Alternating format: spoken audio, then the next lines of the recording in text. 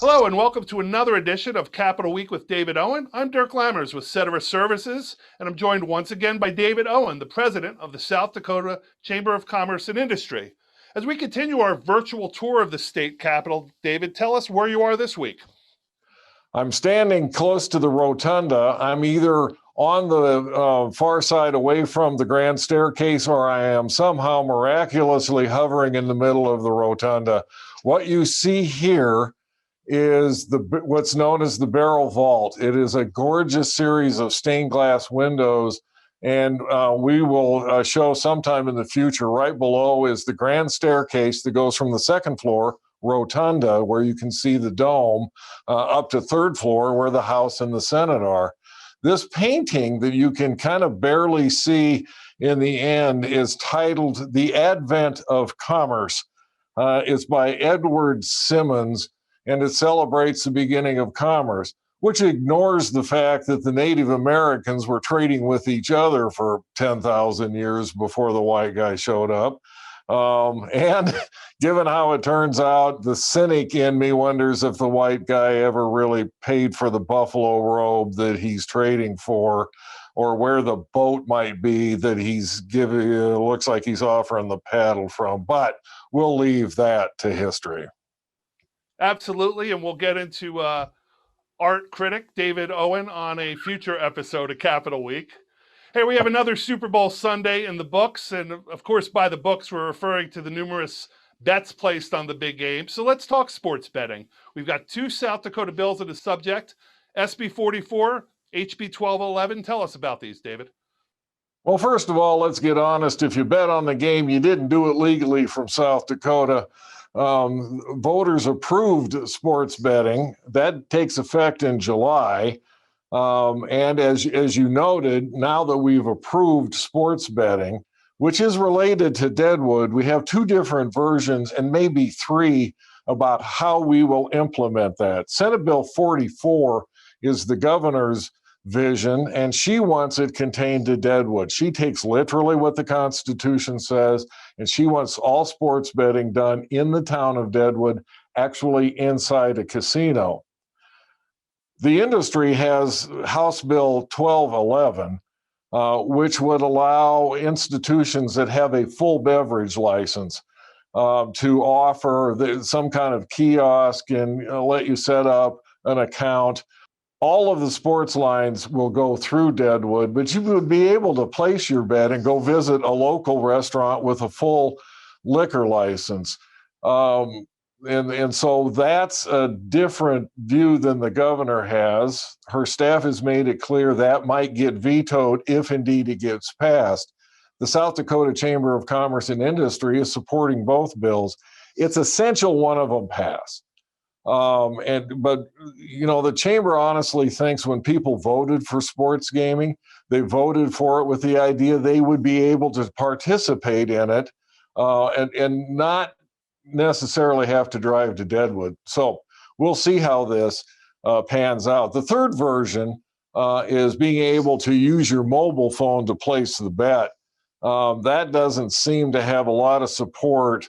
There's just kind of, that seems too wide open for our first year in sports betting.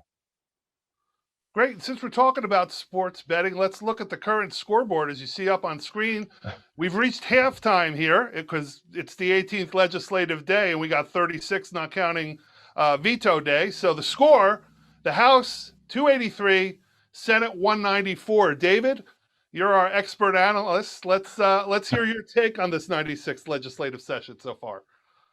I used to referee high school basketball, and when it comes to halftime, I would tell you the two halves of a basketball game are the last 2 minutes and everything you do before you get there. We're at 477 bills. I think last year we had about 470. So that's comparable to last year. The historical average is that 50% of these bills will actually pass. As an interesting note, there's about, I think, 30 plus or minus 30 that are simply titles that are waiting for issues to evolve. Some of those will actually go over to the other house. So technically, I think Tuesday is the number day halfway through. when it comes to the issues, the workflow, the hysteria, the arguments. We're still midway through the first quarter. Stay tuned.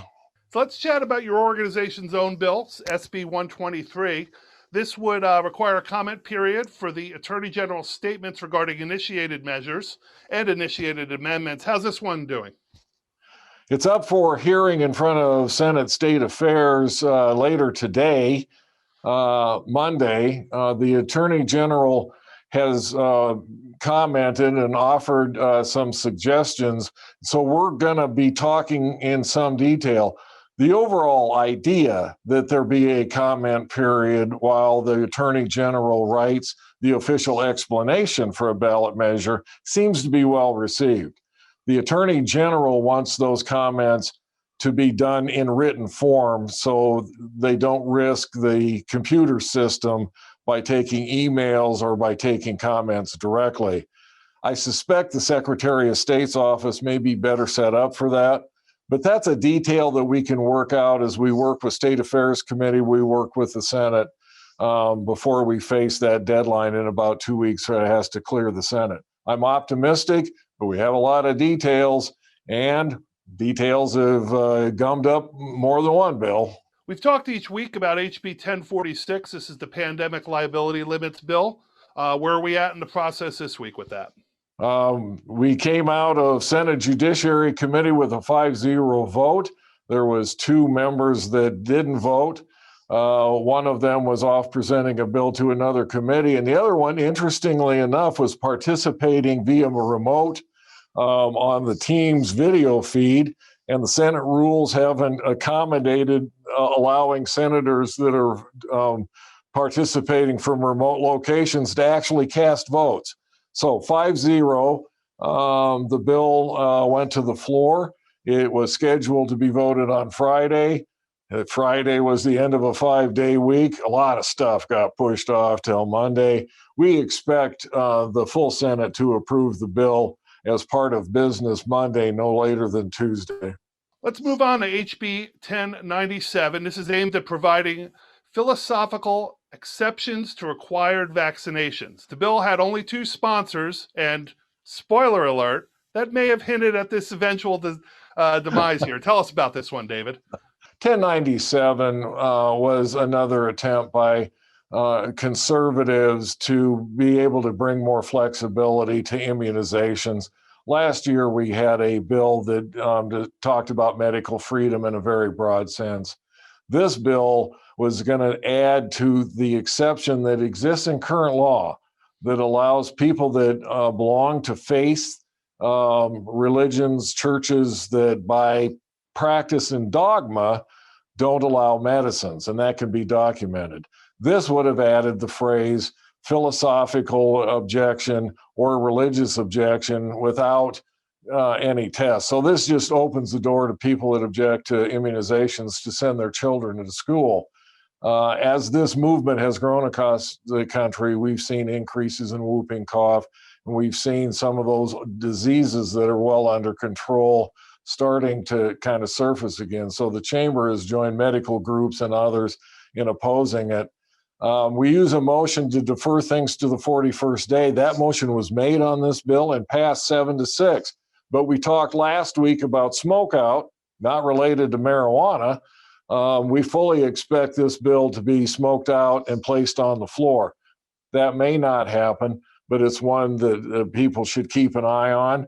And it's one to look forward to see if it actually makes it to the floor. And speaking of smokeouts, let's go back to HB 1076. This is a bill that would require birth certificates reflect the biological sex. Now, this bill was killed by the House State Affairs Committee, and like we talked about last week, smoked out and forced to take consideration on the House floor, and they did pass it 39-31. So what happened when it got over to the Senate?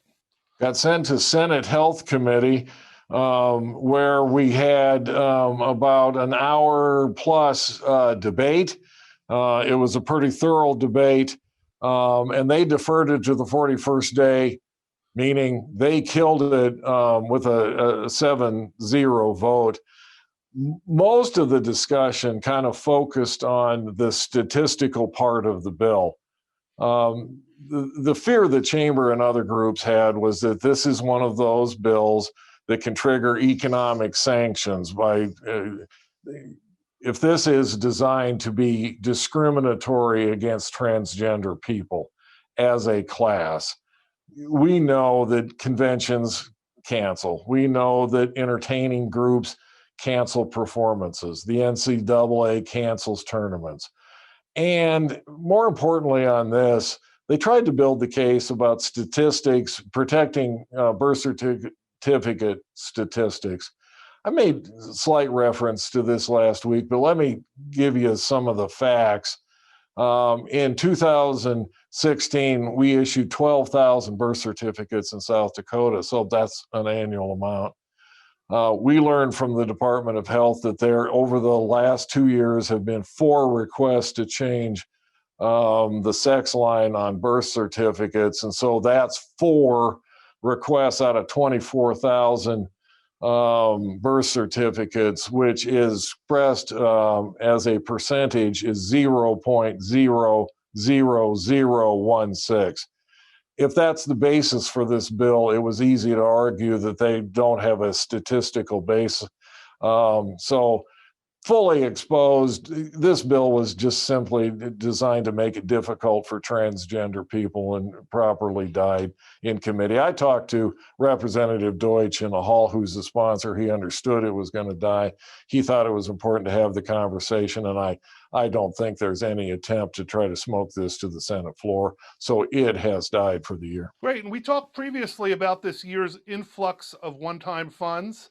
We mentioned that in our first episode. So what's the buzz on how this windfall might be spent? You know, the guy with the canoe paddle might be using that paddle to go across a lake full of money. We have a ton of one-time money, which a lot of people have very creative ideas on how to spend it. But I wanted to take a few minutes and talk about where that money come from. We mentioned before, we've had about $4 billion in COVID CARES money on top of $1.2 billion for pandemic given early. Our entire economy is worth $55 billion. So we've seen about an equivalent of 6-7% economic growth. That has saved our revenue because we are a sales tax driven state government. A lot of the money has paid for staff and other programs usually paid for by tax money. So that has left money on the table for the year, but it can be only used in 1 year. This is the money that's going to be spent for $100 million for broadband, $50 million to match needs-based grants for higher education. You don't get a reliable number about how much is left, but you're going to see one-time investments for economic development in a number of communities for things like affordable housing, restoring funds to the aviation accounts, and other ideas, development of research parks. So people, as they watch their news and talk to their local legislators, should be aware of the fact that the pot of gold has been found at the end of the rainbow. The bad news is we got more requests for money than there is money in that pot, and we're not sure how much money there is in the pot, but it is a one-time thing that's going to make this legislative session different than all others. Terrific. Anything else we need to watch for this week? No, as we reach the halfway point, we're going to start seeing a bevy of bills. So my guess is our future podcast will be kind of more rapid fire. I will end with this. I adore this process. It is a very good process. It's really easy to make fun of. A lot of stuff happens up here that looks really weird. I'm responsible for some of it, but in the end, this is how we make decisions on teaching kids, building roads, keeping us safe, and state government is critically important. It's a privilege to be part of it. And I'm proud to be with the South Dakota Chamber of Commerce and Industry. And we didn't have a budget for a halftime show for this legislative session. So did you want to do a song? I'm about as good a singer as I am an art critic. No. Okay, that's another episode of Capital Week with David Owen. Join us every Monday right here on YouTube, and please show us some love down below by clicking subscribe and like, and thanks.